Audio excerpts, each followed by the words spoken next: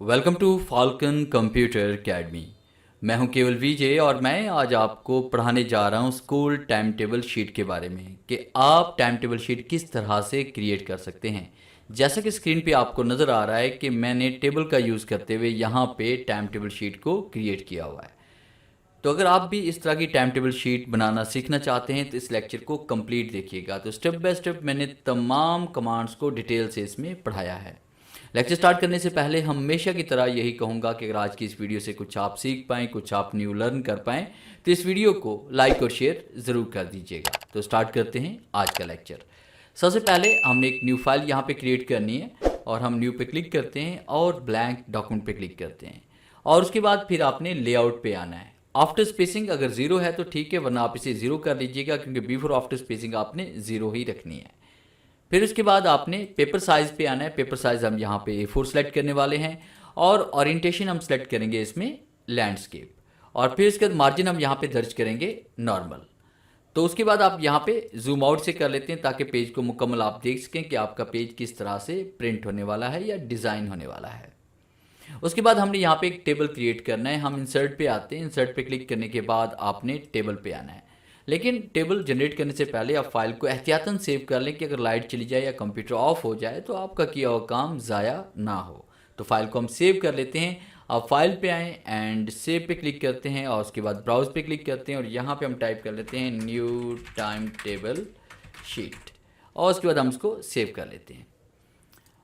अब उसके बाद फिर हमने क्या करना है, यहाँ पे हमने एक टेबल जनरेट करना है। तो टेबल के लिए आपने इंसर्ट पे आना है, टेबल पे हम आएंगे, फिर उसके बाद आपने इंसर्ट टेबल पे आपने क्लिक करना है और यहाँ पे हमने 9 बाय 9 का टेबल क्रिएट करेंगे। उसमें 9 कॉलम्स एंड 9 रोज़ आपने लेनी है और फिर उसके बाद आपने इसको ओके कर लेना है। ओके करने के बाद स्क्रॉलिंग करते हुए या उसके बाद जूम बार का यूज़ करते हुए आप उसका जूम यहाँ से बढ़ा देंगे। फिर उसके बाद आप यहाँ पे क्लिक करेंगे। क्लिक करने के बाद फर्स्ट सेल में क्लिक करने के बाद आपने यहाँ पे टाइप करना है स्कूल टाइम टेबल शीट लिख लेते हैं, स्कूल टाइम टेबल और शीट हम टाइप कर लेते हैं। फिर उसके बाद यहाँ पे हमने टाइप कर लिया इसमें डेज और फिर उसके बाद हमने डेज टाइप करने के बाद आपने इन दोनों सेल्स को एक साथ सेलेक्ट करना है और फिर लेआउट पे क्लिक करेंगे और आपने मर्ज सेल्स पे क्लिक करना है। फिर हम यहाँ पे क्लिक करते हैं। उसके बाद मैंने यहाँ पे पीरियड्स का लिख दिया। फिर उसके बाद फिर यहाँ पे नीचे आएंगे और यहाँ पे हम डेज टाइप करेंगे, जैसे मंडे है, ट्यूसडे, वेडनेसडे और फिर हमने यहाँ पे टाइप कर दिया इसमें फ्राइडे और उसके बाद यहाँ पे टाइप कर लेते हैं सैटरडे। फिर उसके बाद यहाँ पे हमने बाकी डाटा इसमें राइट कर, जिसे मैंने यहाँ पे राइट कर दिया इसमें फर्स्ट टाइम एंड उसके बाद यहाँ पे टाइप कर लेते हैं सेकंड टाइम एंड उसके बाद यहाँ पे टाइप कर लेते हैं थर्ड टाइम एंड उसके बाद यहाँ पे टाइप कर लेते हैं फोर्थ टाइम। और फिर उसके बाद हमने क्या किया, यहाँ पे ब्रेक, यहाँ पे ब्रेक लिखनी है। फिर उसके बाद यहाँ पे टाइप करेंगे हम फिफ्थ टाइम कर लेते हैं। फिर उसके बाद यहाँ पे टाइप करेंगे, टैब का इस्तेमाल करते जाएं और नेक्स्ट कॉलम में आप चलते जाएं। यहाँ पे सिक्स, यहाँ पे हम कर लेते हैं टाइम एंड उसके बाद लास्ट में हम कर लेते हैं सेवन्थ टाइम।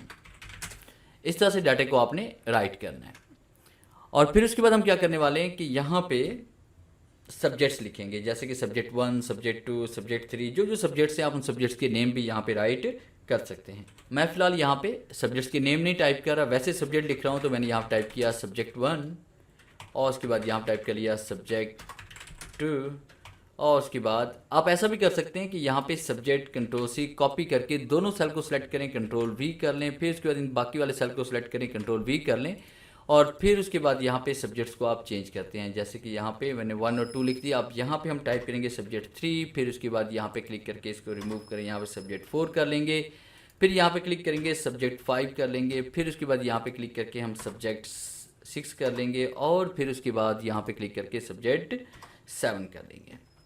तो इस तरह से आपने सब्जेक्ट्स को राइट कर लेना है। अब उसके बाद हम इसकी फॉर्मेटिंग करने वाले हैं। तो फॉर्मेटिंग के लिए हमने क्या करना है, यहाँ पे इन तमाम सेल्स को हम सेलेक्ट करेंगे और फिर उसके बाद आपने लेआउट पे आना है और यहाँ पे हम क्लिक करेंगे मर्ज सेल्स पे और उसके बाद आपने यहाँ पे सेंटर में क्लिक करना है और उसके बाद फिर आप होम पे आएंगे और यहाँ पे हेडिंग का साइज है वो हम 26 यहाँ पे दर्ज करने वाले हैं। फिर उसके बाद आपने यहाँ पे पीरियड्स को सिलेक्ट करना है। इनको सिलेक्ट करने के बाद आपने लेआउट पे आना है, फिर मर्ज सेल्स पे क्लिक करेंगे, फिर आप इसको सेंटर करेंगे और उसके बाद सेकंड जो हेडिंग हमारे पास होती है वो हम यहाँ पे दर्ज करेंगे इसमें 18। तो 18 या 20 आप इसको कर लें और इसको साथ में बोल्ड भी कर लें। फिर उसके बाद हमने क्या करना है, ब्रेक वाले सेल को हम सेलेक्ट करते हैं और फिर उसके बाद आपने लेआउट पे क्लिक करना है, फिर मर्ज सेल्स पे आएंगे, यहाँ पे सेंटर में क्लिक करेंगे, टेक्स्ट की डायरेक्शन यहाँ पे चेंज कर लेंगे और होम पे क्लिक करके हम इसको बोल्ड कर लेते हैं। और फिर उसके बाद आपने क्या करना है कि इन तमाम सेल्स को, बल्कि ये सेल आप सेलेक्ट करें और यहाँ पे इसको भी आपने अलाइनमेंट जो देनी है वो आपने यहाँ पे सेंटर वाली दे देनी है, और इसको भी साथ में अगर आप बोल्ड करना चाहें तो कंट्रोल बी भी कर सकते हैं, साथ में इसको बोल्ड भी कर सकते हैं। अब उसके बाद फिर हमने यहाँ पे क्लिक किया, क्लिक करने के बाद आपने टेबल डिज़ाइन पे आना है, यहाँ पे हम इसमें कलर ये वाला फिल कर रहे हैं।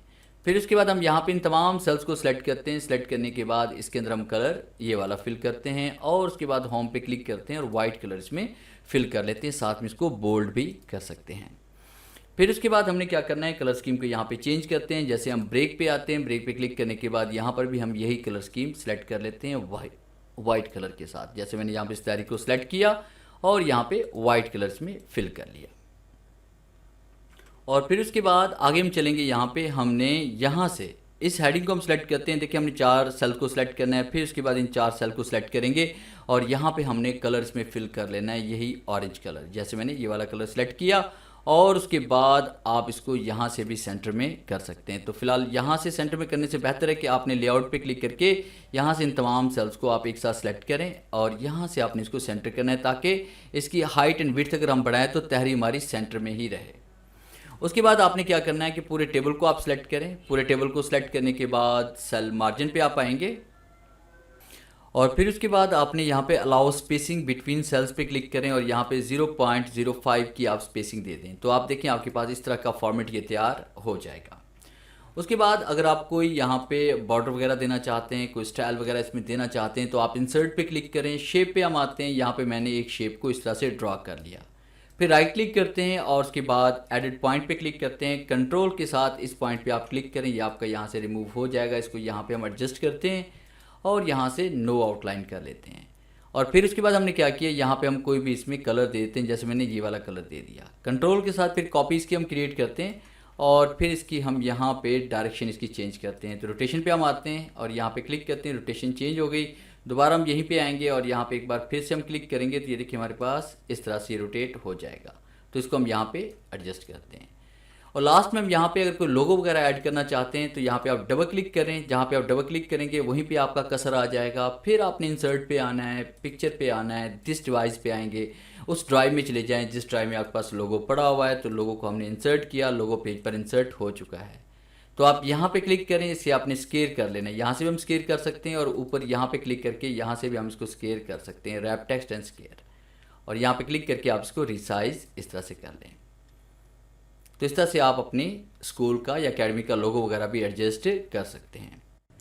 और लोगो इंसर्ट करने के बाद मज़ीद अगर आप इसे और बेहतर करना चाहते हैं, इसकी हाइट को बढ़ाना चाहते हैं, तो आप इस तरह से यहाँ पे पूरे टेबल को आप सेलेक्ट करेंगे और आपने लेआउट पे आना और यहाँ से हम इसकी हाइट को थोड़ा सा और बढ़ा भी सकते हैं और यहाँ पे इसको हम सेंट्रलाइज कर लेते हैं। और उसके बाद बाकी सेल्स को इसी तरह से हमें यहाँ पे सेंटर में लाना पड़ेगा। बारी बारी क्लिक करेंगे और सेंटर में लेके आएंगे, क्लिक करेंगे और इसको हम सेंटर में लेके आएंगे। इस तरह से सारी आपने फॉर्मेटिंग एक बार फिर से दोबारा कर लेनी है, अगर एक साथ तमाम सेल्स के ऊपर आप इसको अप्लाई करना चाहते हैं तो। फिर इसके बाद हमने क्या करना है, यहाँ पे तमाम सेल्स को इस तरह से हमने सेलेक्ट करना है। फिर कंट्रोल के साथ इन तमाम सेल्स को सिलेक्ट करेंगे और यहाँ पे हम दरमियान में डैश डैश अगर डालना चाहते हैं तो इसके लिए हमने होम पे आना है। और होम पे क्लिक करने के बाद आपने यहाँ पे इसमें आना है पैराग्राफ के अंदर। फिर इसके बाद आपने बुलेट्स पे आना है और उसके बाद डिफाइंड बुलेट्स पे हम क्लिक करेंगे। और फिर उसके बाद हम यहाँ पे क्लिक करते हैं इसमें सिंबल्स के ऊपर। तो सिंबल्स में आपने वेबडिंग, हमारे पास यहाँ पे एक कैटेगरी है वेबडिंग की, तो वेबडिंग में आपने ये वाला फॉर्मेट आपने सेलेक्ट करना है। ये जो आपको लास्ट में नज़र आ रहा है पहली रो के अंदर है। आप जैसे ओके क्लिक करेंगे और ओके क्लिक करेंगे तो ये देखें सब के अंदर डैशेस ऑटोमेटिक इसमें आ जाएंगी। तो इस तरह से आप इसके अंदर डैश भी ऐड कर सकते हैं। तो ये था मेरा आज का लेक्चर जिसे मैंने आपको पढ़ाया कि आप किस तरह से school time table sheet create कर सकते हैं। उम्मीद है आज के इस लेक्चर में बहुत कुछ न्यू सीखने को मिला होगा। वीडियो अच्छी लगी है तो इसे लाइक कीजिए और अपने दोस्तों के साथ शेयर कीजिए। मिलते हैं हम नेक्स्ट लेक्चर में, तब तक के लिए गुड बाय।